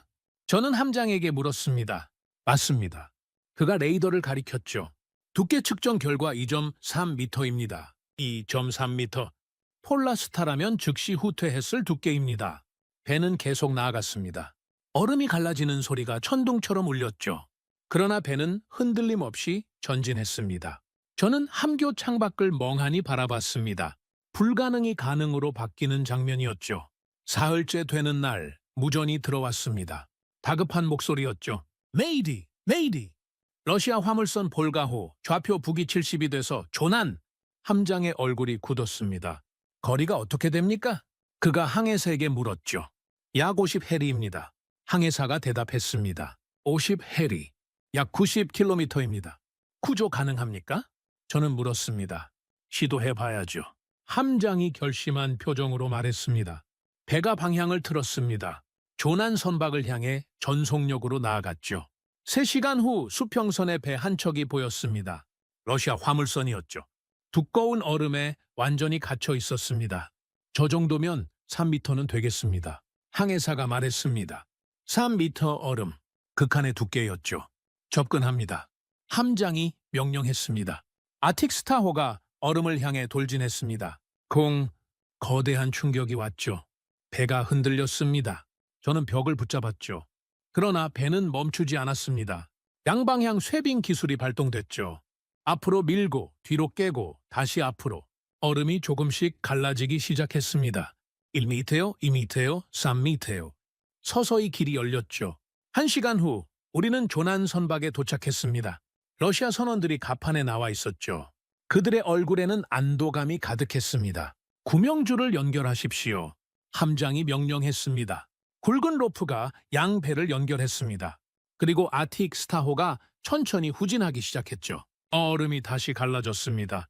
러시아 화물선이 조금씩 빠져나왔죠. 이 시간 후 화물선은 완전히 자유로워졌습니다. 러시아 선장이 무전으로 감사를 전했죠. 고맙습니다. 당신들이 생명의 은인입니다. 외신 기자들이 이 소식을 타전했습니다. 한국 쇄빙선, 북극에서 러시아 선박 구조, 한국이 북극의 구원자로 떠올라. 저는 그 기사들을 읽으며 감탄했습니다. 한국은 단순히 배를 만드는 게 아니었죠. 생명을 구하고 있었습니다. 일주일 후 우리는 러시아 야말 반도에 도착했습니다. 북극 천연가스 기지였죠. 거대한 LNG 탱크들이 늘어서 있었습니다. 여기서 가스를 씻습니다. 함장이 설명했죠. 그리고 유럽으로 운송하는 겁니다. LNG 적재가 시작됐습니다. 영하 30도의 추위 속에서도 작업은 정확했죠. 한국 선원들은 숙련된 손놀림으로 움직였습니다. 이틀 후 적재가 완료됐습니다. 배는 다시 북극 항로로 향했죠. 기존 항로와 비교하면 얼마나 빠릅니까? 저는 물었습니다. 수에즈 운하를 거치면 40일 걸립니다. 함장이 대답했죠. 북극 항로는 25일이면 충분합니다. 40일이 25일로 무려 15일이 단축되는 겁니다. 경제적 효과는 어느 정도입니까? 선박 한 척당 약 10억 원이 절약됩니다. 그가 계산기를 두드렸죠. 1년이면 수백억 원입니다. 수백억 원. 이건 단순한 물류가 아니었습니다. 세계 경제 판도를 바꾸는 혁명이었죠. 북극 항로를 따라 우리는 계속 전진했습니다. 노르웨이 해를 지나 바렌츠 해를 거쳐 마침내 대서양에 도착했죠. 그리고 이 주후 우리는 네덜란드 로테르담 항에 입항했습니다. 유럽 최대의 항구였죠. 부두에는 이미 수많은 기자들이 대기하고 있었습니다. 북극 항로를 통한 첫 상업 운송이었으니까요. 한국 쉐빙선, 북극 항로 상업 운항 성공, 세계 물류 지도가 바뀐다. 북극 항로 시대, 한국이 열었다. 유럽 언론들이 일제히 보도했습니다. 한 기자가 함장에게 물었습니다. 북극 항로의 미래를 어떻게 보십니까? 이제 시작입니다. 함장이 자신 있게 대답했죠. 10년 후엔 북극 항로가 주요 항로가 될 겁니다. 저는 그 말을 듣고 고개를 끄덕였습니다. 그의 말이 맞았으니까요. 로테르담에서 이틀을 보낸 후 저는 부산으로 돌아가는 배에 다시 올랐습니다. 귀국 항해였죠. 배가 대서양을 지나 수에즈 운하로 향했습니다. 전통적인 항로였죠. 수에즈 운하를 통과하는 데만 이틀이 걸렸습니다. 통행료도 만만치 않았죠. 배 한 척당 약 5억 원. 북극 항로는 통행료가 없습니까? 저는 함장에게 물었습니다. 러시아가 약간 받지만 수에즈보다 훨씬 쌉니다. 그가 대답했죠. 게다가 시간도 절약되니 비교가 안 됩니다. 인도양을 지나 남중국해로 들어섰습니다. 이 항로는 복잡했죠. 해적 위험도 있고 날씨도 불안정했습니다. 북극 항로가 이런 위험이 있습니까? 거의 없습니다. 함장이 웃었죠. 얼음만 조심하면 됩니다. 그리고 그건 우리 배로는 문제 없죠. 3주 후 우리는 부산항에 도착했습니다. 긴 항해의 끝이었죠. 부두에 내려서자 항구의 활기가 느껴졌습니다. 수백 척의 배가 오가고 있었죠. 컨테이너 크레인들이 쉴 새 없이 움직였습니다. 부산항은 세계 2위 환적항입니다. 함께 내린 항만 관계자가 설명했죠. 북극 항로가 본격화되면 여기가 핵심 허브가 될 겁니다. 저는 주변을 둘러봤습니다. 북극에서 온 화물이 이곳에 내려지고 있었죠. 그리고 그 화물들이 다시 아시아 전역으로 퍼져나갔습니다. 왜 부산이 중심입니까? 저는 물었습니다. 지리적 위치 때문입니다. 그가 지도를 펼쳤죠. 북극 항로의 끝점이자 아시아 시장의 입구입니다. 게다가 인프라도 세계 최고 수준이죠. 저는 고개를 끄덕였습니다. 한국은 단순히 배만 만드는 게 아니었죠. 물류 네트워크 전체를 장악하고 있었습니다. 항구를 걸으며 저는 곳곳을 관찰했습니다. 자동화된 크레인, 첨단 물류 시스템, 신속한 통관, 모든 게 완벽하게 돌아가고 있었죠. 한 대형 컨테이너선이 입항하고 있었습니다. 선체에는 북극항로 경유라는 표시가 붙어 있었죠. 저 배도 한국산입니까? 저는 물었습니다. 물론입니다. 관계자가 자랑스럽게 대답했죠. 북극항로를 다니는 배의 90%가 한국에서 만들어집니다. 90%. 압도적인 숫자였습니다. 저녁이 되자 부산항의 야경이 펼쳐졌습니다. 수천 개의 불빛이 반짝였죠. 컨테이너선들이 끊임없이 오갔습니다. 저는 부두 끝에 서서 그 광경을 바라봤습니다. 조난 선박 구조, 북극항로 개척, LNG 운송 성공, 그리고 이 모든 것의 중심에 있는 부산항. 작은 기적들이 쌓여 거대한 변화를 만들고 있었습니다. 저는 그날 밤 호텔 방에서 보고서를 작성했습니다. 워싱턴 싱크탱크에 보낼 최종 보고서였죠. 제목은 이렇게 적었습니다. 북극항로 시대, 한국의 주도권과 미국의 선택. 보고서를 쓰며 저는 지난 몇 주를 떠올렸습니다. 울산 조선소의 압도적 규모, 북극 얼음을 가볍게 뚫는 쉐빙선, 3미터 얼음 속에서 이뤄낸 구조작전, 15일이나 단축된 북극항로, 그리고 세계 물류의 중심이 된 부산항. 모든 것이 한국의 손에서 이루어지고 있었습니다. 저는 보고서 결론에 이렇게 썼습니다. 북극의 미래는 한국이 주도하고 있다. 미국은 이 현실을 인정하고 한국과의 협력을 강화해야 한다. 그것만이 미국이 북극 시대에서 살아남는 길이다. 문장을 쓰고 나니 가슴이 답답했습니다. 미국인으로서 인정하기 힘든 현실이었죠. 그러나 사실이었습니다. 조난 선박을 구한 건 미국이 아니라 한국이었습니다. 북극 항로를 연 것도 한국이었죠. 세계 물류의 중심도 부산이었습니다. 트럼프는 한국에 472조 원을 요구했습니다. 그러나 정작 한국 없이는 미국의 북극 전략 자체가 불가능했던 겁니다. 저는 보고서를 송신했습니다. 그리고 창밖을 바라봤죠. 부산항의 불빛이 여전히 반짝이고 있었습니다. 밤낮 없이 배들이 오가고 있었죠. 저는 그날 밤 확신했습니다. 21세기 북극 시대의 주인공은 한국이라는 걸 말이죠. 미국이 아니라 러시아도 아니라 중국도 아니라 바로 한국이었습니다. 부산에서 돌아온 지 일주일 후 저는 워싱턴에서 긴급 회의 소집 통보를 받았습니다. 국가안보회의였죠. 심상치 않은 분위기였습니다. 회의실에 들어서자 국방장관, 국무장관, 그리고 정보부 고위 인사들이 모여 있었습니다. 모두 굳은 표정이었죠. 블레이크, 최근 북극 정세를 보고해 주시오. 국방장관이 말했습니다. 저는 자료를 펼쳤습니다. 중국과 러시아가 북극 진출을 본격화하고 있습니다. 대형 스크린의 지도가 나타났죠. 북극 전역에 중국과 러시아의 거점들이 표시돼 있었습니다. 러시아는 북극에 군사기지 13곳을 건설했습니다. 저는 하나하나 가리켰죠. 공항, 레이더 기지, 잠수함 기지까지 갖췄습니다. 장관들의 얼굴이 어두워졌습니다. 중국은 어떻습니까? 국무장관이 물었습니다. 더 심각합니다. 저는 다음 화면을 띄웠죠. 빙상 실크로드라는 이름으로 북극 항로에 막대한 투자를 하고 있습니다. 화면에는 중국의 북극 전략이 상세히 나와 있었습니다. 쇠빙선 건조, 항로 개발, 자원 탐사. 중국은 현재 쇠빙 연구선 2척을 보유하고 있습니다. 저는 설명을 이었죠. 그리고 향후 5년 내에 10척을 더 건조할 계획입니다. 한국과 비교하면 어떻습니까? 한 장성이 물었습니다. 저는 잠시 망설였습니다. 그리고 솔직하게 대답했죠. 현재로선 한국이 압도적입니다. 그러나 중국은 빠르게 따라잡고 있습니다. 돈과 인력을 무제한 투입하고 있죠. 회의실이 무거운 침묵에 빠졌습니다. 그때 정보부장이 새로운 자료를 꺼냈습니다. 더 심각한 정보가 있습니다. 스크린에 새로운 이미지가 떴죠. 중국과 러시아 정상의 악수 장면이었습니다. 지난주 베이징에서 중러 정상회담이 있었습니다. 정보부장이 말했습니다. 주제는 북극 공동 개발이었습니다. 저는 숨이 막혔습니다. 중국과 러시아가 손을 잡다니 말입니까? 구체적인 내용이 뭡니까? 국방장관이 다그쳤습니다. 북극 항로 공동 운영, 자원 개발 협력, 그리고 정보부장이 잠시 말을 멈췄죠. 군사적 협력입니다. 군사적 협력. 그 단어에 회의실 분위기가 얼어붙었습니다. 한국은 어떤 입장입니까? 국무장관이 물었습니다. 아직 명확하지 않습니다. 저는 대답했죠.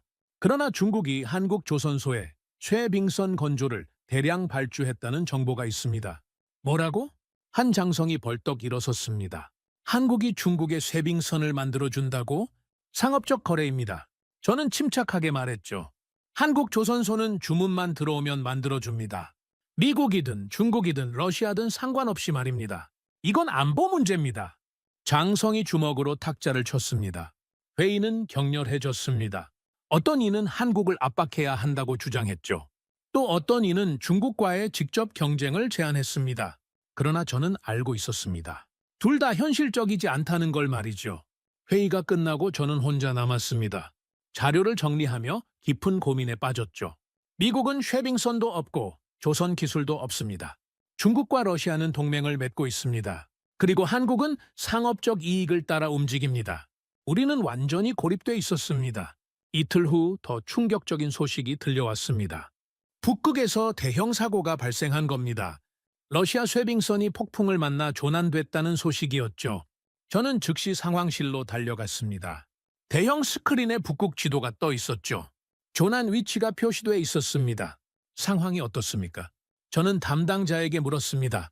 심각합니다. 그가 대답했죠. 러시아 원자력 쇠빙선 레닌호가 빙산과 충돌했습니다. 원자력 쇠빙선. 그 단어에 저는 긴장했습니다. 원자로는 안전합니까? 아직 확인되지 않았습니다. 그의 목소리가 떨렸죠. 그러나 선체 손상이 심각하다고 합니다. 만약 원자로에서 방사능이 누출된다면 어떻게 됩니까? 북극 전체가 오염될 수 있습니다.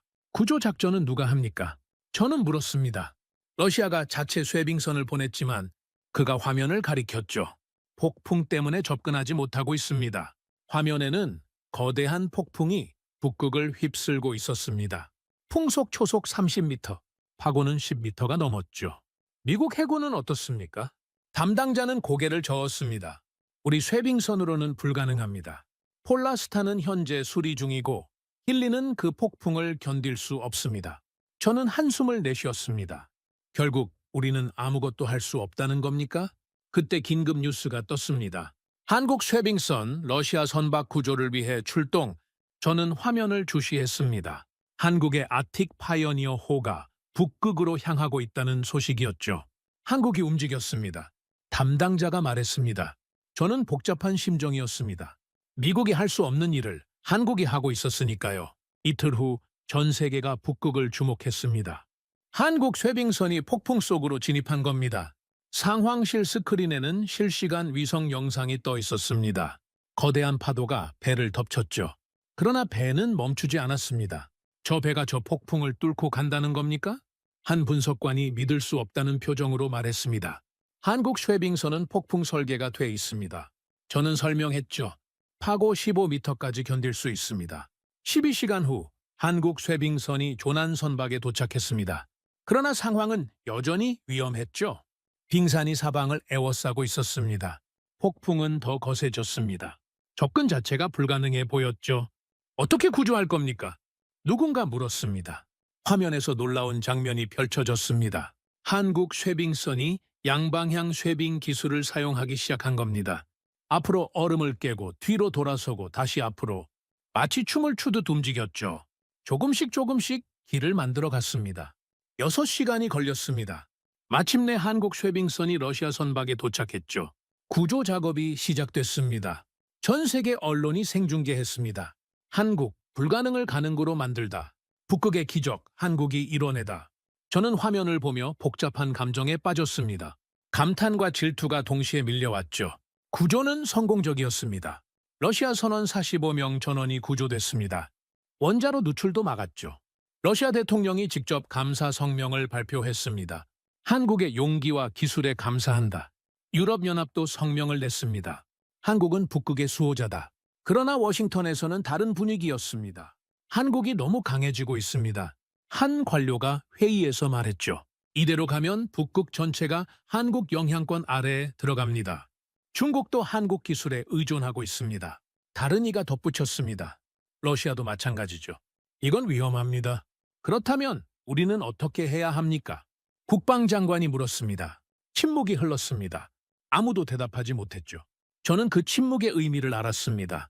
미국에게는 선택지가 없다는 겁니다. 며칠 후 저는 다시 긴급 호출을 받았습니다. 이번에는 백악관이었죠. 대통령 집무실로 들어갔습니다. 트럼프가 책상 앞에 앉아 있었죠. 그의 표정은 좋지 않았습니다. 블레이크, 자네가 북극 전문가라고 들었네. 그가 말했습니다. 그렇습니다, 대통령님. 솔직히 말해보게. 그가 몸을 앞으로 기울였죠. 우리가 한국 없이 북극에서 뭔가 할 수 있나? 저는 잠시 망설였습니다. 그러나 거짓말할 수 없었죠. 불가능합니다. 트럼프의 얼굴이 굳었습니다. 자네도 알다시피 나는 한국에 472조 원을 요구했네. 그가 말했습니다. 그런데 지금 자네는 한국 없이는 불가능하다고 말하는 거야? 현실입니다, 대통령님. 저는 단호하게 말했죠. 우리에게는 쇠빙선도, 기술도, 조선소도 없습니다. 한국만이 그걸 가지고 있습니다. 트럼프는 한동안 말이 없었습니다. 창밖을 바라보며 무언가를 생각하는 것 같았죠. 중국과 러시아는? 그가 물었습니다. 그들도 한국에 의존하고 있습니다.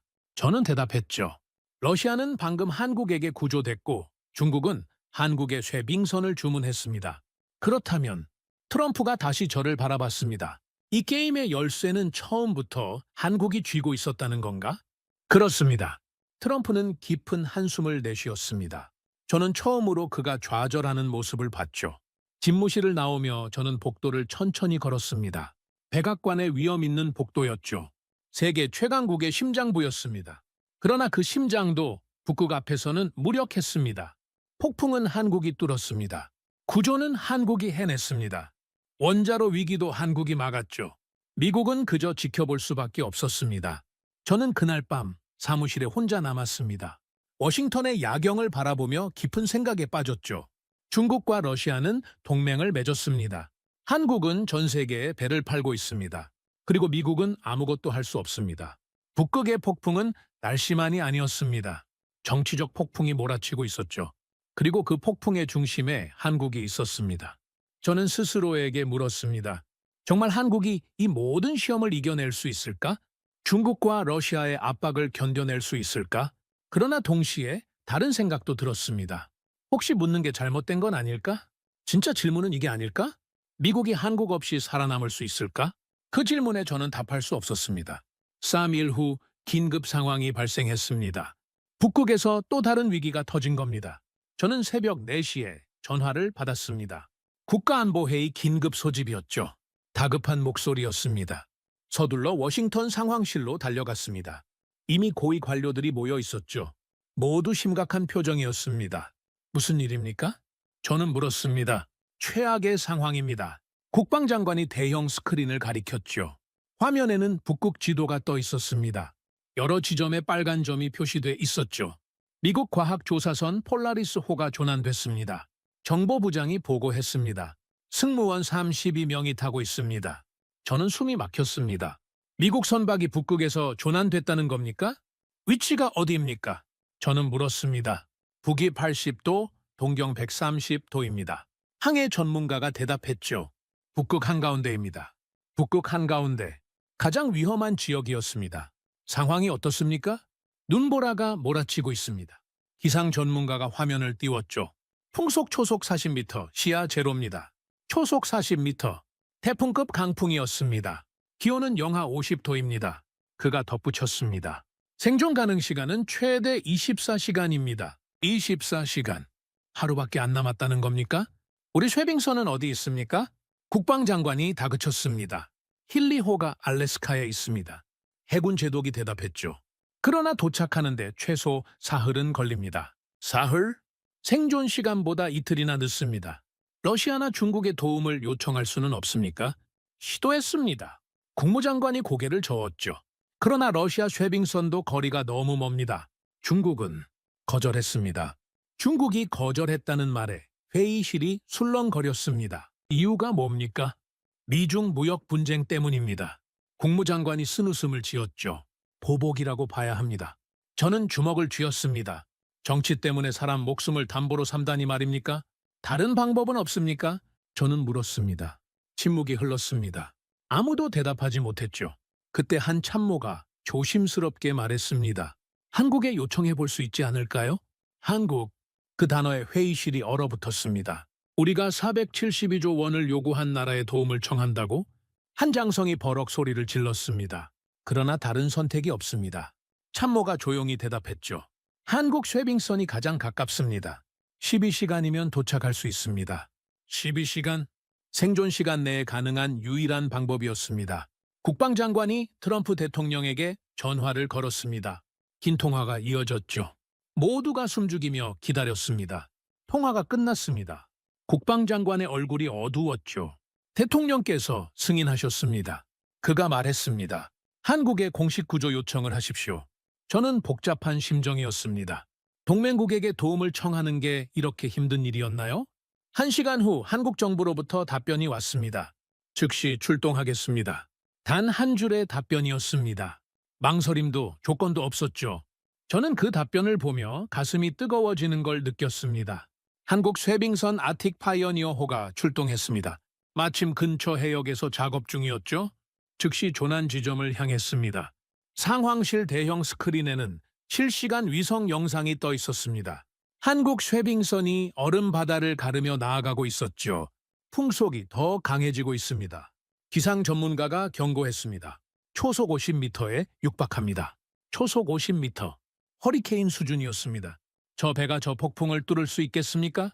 한 관료가 불안해하며 물었습니다. 저는 울산에서 본 것을 떠올렸습니다. 할 수 있습니다. 6시간이 지났습니다. 한국 쇠빙선은 폭풍의 중심으로 다가가고 있었죠. 화면으로 보기에도 끔찍했습니다. 거대한 파도가 배를 덮쳤습니다. 빙산이 사방에서 몰려왔죠. 저건 자살 행위입니다. 한 장성이 외쳤습니다. 그러나 배는 멈추지 않았습니다. 파도를 뚫고 얼음을 깨며 전진했죠. 저는 화면을 뚫어지게 바라봤습니다. 손에 땀이 맺혔죠. 조난 선박과의 거리가 10해리입니다. 항해 전문가가 보고했습니다. 10해리, 약 18km입니다. 그때였습니다. 갑자기 화면에 거대한 빙산이 나타났죠. 앞에 빙산입니다. 누군가 소리쳤습니다. 빙산의 크기는 상상을 초월했습니다. 높이가 30m는 됐죠. 배의 3배 크기였습니다. 피해야 합니다. 한 분석관이 외쳤습니다. 그러나 한국 쉐빙선은 방향을 바꾸지 않았습니다. 오히려 속도를 높였죠. 미쳤습니까? 장성이 소리쳤습니다. 저러다 부딪힙니다. 저는 숨을 죽였습니다. 심장이 터질 듯 뛰었죠. 쿵! 거대한 충격음이 들렸습니다. 선체가 빙산과 충돌했습니다. 배가 심하게 흔들렸죠. 선체 손상 확인 중. 통신병이 다급하게 외쳤습니다. 모두가 숨을 죽이고 기다렸습니다. 잠시 후 한국 쉐빙선에서 교신이 왔습니다. 선체 이상 없음. 계속 전진. 저는 안도의 한숨을 내쉬었습니다. 더 놀라운 건 그 다음이었습니다. 빙산이 갈라지기 시작한 겁니다. 거대한 얼음 덩어리가 둘로 쪼개졌죠. 배는 그 사이로 돌진했습니다. 마치 바위를 가르는 검처럼 말이죠. 믿을 수가 없습니다. 한 전문가가 중얼거렸습니다. 한국 쉐빙선은 계속 나아갔습니다. 빙산을 뚫고 폭풍을 헤치고 길을 열었죠. 2시간 후 드디어 조난 선박이 보였습니다. 미국 과학조사선 폴라리스호였죠. 얼음에 완전히 갇혀 있었습니다. 선체 상태는 어떻습니까? 저는 물었습니다. 심각합니다. 통신병이 대답했죠. 선체에 균열이 생겼고 물이 새고 있습니다. 시간이 없었습니다. 한국 쉐빙선이 접근하기 시작했습니다. 양방향 쉐빙 기술을 사용했죠. 앞으로 깨고 뒤로 밀고 다시 앞으로 조금씩 길이 열렸습니다. 3m 두께의 얼음이 갈라졌죠. 1시간이 걸렸습니다. 마침내 한국 쉐빙선이 조난 선박에 도착했습니다. 구조줄 연결! 한국 선장의 목소리가 들렸습니다. 굵은 로프가 2배를 연결했습니다. 그리고 구조 작업이 시작됐죠. 미국 선원들이 한 명씩 이동했습니다. 영하 50도의 추위 속에서였죠. 한국 선원들이 그들을 부축했습니다. 28명 이동 완료. 29명, 30명. 숫자가 하나씩 올라갈 때마다 상황실에서 안도의 한숨이 터져 나왔습니다. 32명 전원 구조 완료. 마지막 보고가 들려왔을 때 상황실이 환호로 들끓었습니다. 장성들이 악수를 나눴죠. 관료들이 포옹했습니다. 저는 그 순간 눈물이 날 것 같았습니다. 한국 쉐빙선은 미국 선원들을 태우고 안전 해역으로 향했습니다. 폭풍을 뚫고 얼음을 깨며 돌아왔죠. 12시간 후 모두가 무사히 알래스카에 도착했습니다. 트럼프 대통령이 직접 부두에 나왔습니다. 한국 선장을 맞이하기 위해서였죠. 당신들이 우리 국민을 구했습니다. 트럼프가 악수를 청했습니다. 미국은 이 은혜를 잊지 않을 것입니다. 전 세계 언론이 일제히 보도했습니다. 한국 미국 선원 32 명구조, 북극 폭풍 뚫고 이룬 기적, 한국 쉐빙선 불가능을 가능으로 CNN은 특집 방송을 편성했습니다. 한국은 어떻게 북극의 강자가 됐나? BBC도 대서특필했죠. 북극 시대, 한국이 열쇠를 쥐다. 월스트리트 저널은 분석 기사를 실었습니다. 한국 조선 기술, 세계 패권을 바꾸다. 저는 그 기사들을 하나하나 읽었습니다. 모두가 한국을 찬양하고 있었죠. 며칠 후 저는 백악관에 다시 소집됐습니다. 국가안보회의였죠. 회의실 분위기는 이전과 완전히 달랐습니다. 더 이상 오만함이 없었죠. 겸손함과 현실 인식이 자리 잡고 있었습니다. 블레이크, 자네의 의견을 듣고 싶네. 국방장관이 말했습니다. 앞으로 우리는 어떻게 해야 하나? 저는 잠시 생각했습니다. 그리고 솔직하게 말했죠. 한국과 협력해야 합니다. 구체적으로 말해보게. 우리는 쉐빙선도 조선 기술도 없습니다. 저는 설명했죠. 10년 안에 자체 개발도 불가능합니다. 그렇다면 한국과 손잡는 수밖에 없습니다. 472조 원 요구는 어떻게 합니까? 한 관료가 물었습니다. 철회해야 합니다. 저는 단호하게 말했죠. 한국 없이는 북극 전략도 미국의 미래도 없습니다. 이건 협상이 아닙니다. 생존 문제입니다. 회의실이 조용해졌습니다. 모두가 제 말을 곱씹고 있었죠.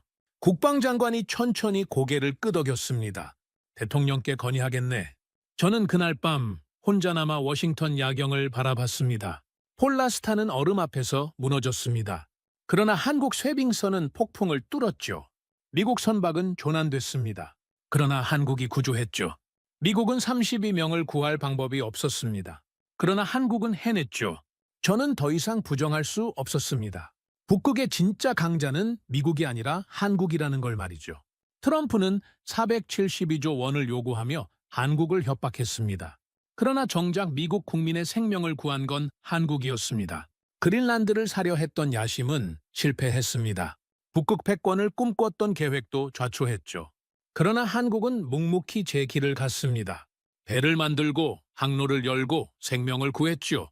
저는 그날 밤 완전히 확신했습니다. 21세기 북극의 주인은 한국이라는 걸 말이죠. 미국이 70년 동맹국을 협박하는 동안 한국은 실력으로 세계를 정복했습니다. 저는 보고서 마지막 문장을 이렇게 썼습니다. 미국이 북극에서 살아남으려면 한국과 함께 해야 한다. 한국 없이는 미국의 북극 전략도 미래도 없다. 문장을 쓰고 나니 가슴이 뻥 뚫리는 것 같았습니다. 저는 미국인으로 태어났습니다. 평생을 미국의 자부심으로 살았죠. 그러나 이제는 인정합니다. 한국이 우리보다 앞서 있다는 걸 말이죠. 북극의 얼음을 가장 먼저 뚫은 나라, 폭풍 속에서 생명을 구한 나라, 세계가 의지하는 나라, 그것은 바로 한국이었습니다. 미국 선원 구조 사건 이후 세계는 완전히 바뀌었습니다. 저는 워싱턴에서 그 변화를 생생히 목격했죠. 유엔 안보리가 긴급 회의를 소집했습니다. 주제는 북극 안전과 협력이었죠. 회의장에 들어섰을 때 분위기가 예사롭지 않았습니다. 각국 대표들이 진지한 표정으로 앉아 있었죠. 유엔 사무총장이 입을 열었습니다. 최근 북극에서 일어난 일련의 사건들은 우리에게 중요한 교훈을 줬습니다. 대형 스크린의 영상이 떠올랐죠. 러시아 원자력 쉐빙선 구조 장면, 미국 과학조사선 구조 장면, 모두 한국 쉐빙선이 해낸 일들이었습니다. 한국은 북극에서 생명을 구했습니다. 사무총장이 말했죠. 이제 국제사회는 한국의 역할을 인정해야 합니다. 러시아 대표가 일어났습니다. 러시아는 한국과 북극 공동개발 협정을 제안합니다. 중국 대표도 손을 들었죠. 중국 역시 한국과의 협력을 강화하겠습니다. 유럽연합 대표가 발언했습니다. 유럽은 한국을 북극 항로의 핵심 파트너로 인정합니다. 저는 그 광경을 보며 감탄했습니다. 세계 강대국들이 앞다투어 한국과 손잡으려 하고 있었죠. 미국 대표도 일어났습니다. 미국은 한국과의 동맹을 더욱 강화하겠습니다. 북극 개발에서 한국은 우리의 가장 중요한 파트너입니다. 회의가 끝나고 저는 복도에서 여러 대표들과 이야기를 나눴습니다. 노르웨이 대표가 제게 말했죠. 블레이크, 한국이 대단하지 않습니까? 그렇습니다. 저는 고개를 끄덕였죠. 10년 전만 해도 북극은 러시아와 미국의 무대였습니다. 그가 말을 이었습니다. 그런데 이제는 한국 없이는 아무것도 할 수 없게 됐죠. 그의 말이 정확했습니다. 일주일 후 저는 다시 한국으로 향했습니다. 이번에는 공식 방문이었죠. 미국 정부의 특사 자격이었습니다.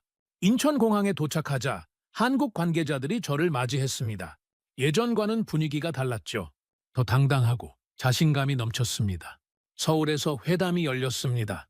한미 북극 협력 회의였죠. 회의실에서 한국 대표가 먼저 발언했습니다. 한국은 북극 항로 개발에 전념하고 있습니다. 현재 연간 200척의 선박이 북극 항로를 이용하고 있죠. 200척. 엄청난 숫자였습니다. 그중 70%가 한국 조선소에서 만들어진 쉐빙선입니다. 그가 덧붙였죠. 저는 자료를 넘기며 물었습니다. 경제적 효과는 어느 정도입니까? 올해만 약 30조 원의 물류비가 절감됐습니다. 한국 대표가 대답했죠. 내년에는 50조 원을 넘을 것으로 예상됩니다.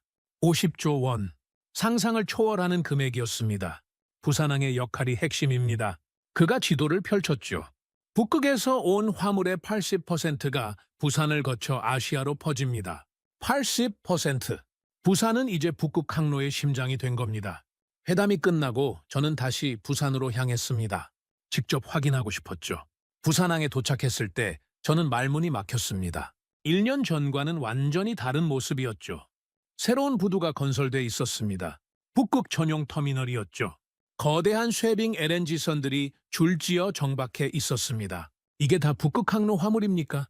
저는 항만 관계자에게 물었습니다. 맞습니다. 그가 자랑스럽게 대답했죠. 하루 평균 30척이 입출항합니다. 하루 30척. 1년이면 만 척이 넘습니다. 저기 보이는 배들은 어디로 갑니까? 중국, 일본, 동남아시아입니다. 그가 가리켰죠. 북극에서 온 천연가스, 히토류, 목재가 모두 아시아로 퍼져나갑니다. 저는 항구를 둘러봤습니다. 끊임없이 움직이는 크레인, 쉴 새 없이 오가는 트럭. 이곳은 살아 숨쉬는 거대한 심장이었죠. 부산항 처리 물동량이 어느 정도입니까? 작년에 2,500만 TEU를 돌파했습니다. 그가 대답했죠. 올해는 3,000만 TEU를 넘을 것 같습니다. 3,000만 TEU, 세계 최대 규모였습니다. 저는 부두 끝까지 걸어갔습니다. 수평선 너머로 배들이 줄지어 들어오고 있었죠. 한 대형 컨테이너선이 입항하고 있었습니다. 선체에는 아틱 루트라는 표시가 붙어 있었죠. 북극 항로를 뜻하는 말이었습니다. 저 배는 어디서 왔습니까? 저는 물었습니다. 노르웨이에서 출발해 북극 항로를 거쳐 왔습니다. 관계자가 대답했죠. 기존 수에즈 운하 경유보다 이 주일 빠릅니다. 이 주일. 시간이 곧 돈이었죠. 화물은 뭡니까? 북극 천연가스와 노르웨이산 연어입니다. 그가 웃었죠.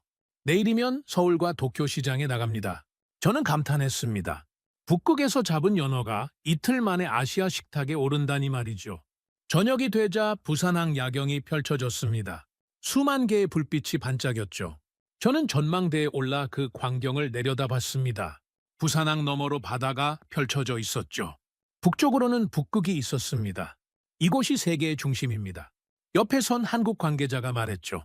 저는 고개를 끄덕였습니다. 그의 말이 맞았으니까요. 북극 항로는 단순한 물류 경로가 아니었습니다. 세계 경제의 판도를 바꾸는 혁명이었죠. 수에즈 운하는 이제 과거가 됐습니다. 북극 항로가 새로운 주역으로 떠올랐죠. 그리고 그 항로의 심장이 바로 부산이었습니다. 다음 날, 저는 국방부를 방문했습니다. 군사적 의미를 파악하기 위해서였죠. 한국 국방부 관계자가 브리핑을 시작했습니다. 북극 항로는 경제뿐 아니라 안보에도 중요합니다. 지도가 펼쳐졌죠. 북극을 중심으로 한 전략 요충지들이 표시돼 있었습니다. 북극 항로가 열리면서 잠수함 작전 영역이 확장됐습니다. 그가 설명했죠. 미사일 발사 지점도 다양해졌죠. 저는 지도를 자세히 봤습니다. 북극은 미국, 러시아, 중국을 잇는 전략적 요충지였죠. 한국의 쇠빙선 기술은 군사적으로도 응용 가능합니다. 그가 말을 이었습니다. 극지작전, 자원수송, 긴급구조, 모든 면에서 핵심입니다. 저는 고개를 끄덕였습니다. 한국은 이제 경제뿐 아니라 안보에서도 열쇠를 쥐고 있었던 겁니다. 미국과의 협력은 어떻게 생각하십니까? 저는 물었습니다. 환영합니다. 그가 웃었죠. 동맹국으로서 함께하는 게 당연하죠. 저는 그 말에 가슴이 뜨거워졌습니다. 한국은 과거에 이를 따지지 않고 있었죠. 일주일 후 저는 워싱턴으로 돌아왔습니다. 최종 보고서를 제출하기 위해서였죠. 백악관 회의실에는 트럼프 대통령을 비롯한 고위 관료들이 모여 있었습니다. 모두가 제 보고를 기다리고 있었죠. 저는 프레젠테이션을 시작했습니다. 북극 항로는 이제 현실이 됐습니다. 첫 화면에는 북극 지도가 나타났죠. 붉은 선으로 항로가 표시돼 있었습니다. 연간 200척 이상의 선박이 이 항로를 이용합니다. 저는 설명했죠. 물류비 절감 효과는 연 30조 원 이상입니다. 관료들이 고개를 끄덕였습니다. 부산항은 북극 항로의 중심이 됐습니다. 다음 화면을 띄웠죠. 연간 3천만 TEU 처리. 세계 최대 규모입니다. 한국의 역할은 결정적입니다. 저는 강조했죠. 전 세계 쇠빙선의 70%를 생산하고 북극 구조 작전을 주도합니다. 트럼프가 몸을 앞으로 기울였습니다. 그래서 우리는 어떻게 해야 하나? 저는 마지막 슬라이드를 띄웠습니다. 제목은 미국의 선택이었죠. 한국과 전략적 동반자 관계를 강화해야 합니다. 저는 단호하게 말했죠. 그들 없이는 미국의 북극 전략도 미래도 없습니다. 회의실이 조용해졌습니다. 구체적으로 말해보게. 국방장관이 물었습니다. 첫째, 한국과 공동으로 쉐빙선을 개발합니다. 저는 설명했죠. 둘째, 북극 자원 개발에 한국을 핵심 파트너로 삼습니다. 셋째는 방위비 분담금 요구를 철회합니다. 저는 조용히 말했죠. 472조 원이 아니라 합리적 수준으로 재협상합니다. 트럼프가 한참을 말없이 저를 바라봤습니다. 그리고 천천히 고개를 끄덕였죠. 알겠네? 그렇게 하지. 저는 안도의 한숨을 내쉬었습니다. 회의가 끝나고 저는 혼자 남았습니다. 창밖으로 백악관 정원이 보였죠. 저는 지난 몇 달을 떠올렸습니다. 백악관 협상실에서의 충격, 울산 조선소에서의 감탄, 북극 폭풍 속 구조 작전. 부산항의 웅장한 모습, 모든 순간이 선명했습니다.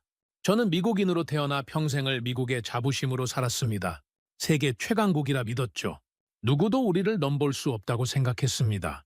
그러나 북극에서 저는 깨달았습니다. 진짜 강함은 군사력이나 경제력만이 아니라는 걸 말이죠. 기술이 있어야 합니다. 실력이 있어야 합니다. 그리고 그것을 바탕으로 한 실천이 있어야 합니다. 한국은 그 모든 것을 갖추고 있었습니다.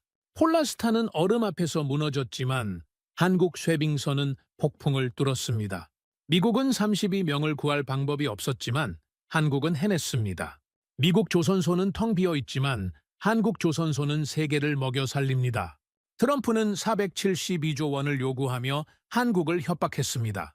그러나 정작 미국의 미래는 한국의 손에 달려 있었던 겁니다. 저는 노트북을 열어 마지막 문장을 썼습니다. 21세기 북극의 주인은 미국도, 러시아도, 중국도 아니다. 바로 한국이다. 한국은 기술로 얼음을 뚫었고 용기로 생명을 구했으며 실력으로 세계를 바꿨다. 이제 세계는 한국 없이 북극을 논할 수 없다. 한국 없이는 미래도 없다. 문장을 쓰고 나니 가슴이 벅찼습니다. 저는 창밖을 바라봤습니다. 워싱턴의 하늘이 푸르렀죠. 그러나 제 마음속에는 다른 풍경이 펼쳐져 있었습니다. 울산 조선소의 거대한 크레인, 북극 얼음을 가르는 쇠빙선, 부산항의 찬란한 불빛, 그것이 바로 미래였습니다. 한국이 만든 미래였죠. 저는 그날 완전히 확신했습니다. 미국인으로서, 전략가로서, 그리고 한 인간으로서 말이죠. 북극의 시대가 열렸습니다.